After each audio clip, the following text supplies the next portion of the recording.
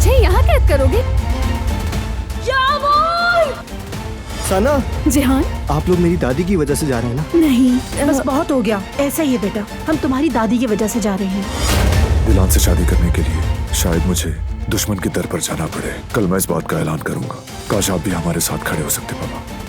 मुबारक हो, आपकी वजह से वो लोग चले गए। इसका मतलब उन्होंने सबक सीख लिया। आपने उससे किस बात की दुश्मनी निकाली? इन लड़कियों की चालाकियाँ, इनके नखरे, इनकी चालें तुम नहीं समझते। बस दादी जान, अब बस। मुझे यकीन नहीं आ रहा कि ये आपने किया। अफसोस।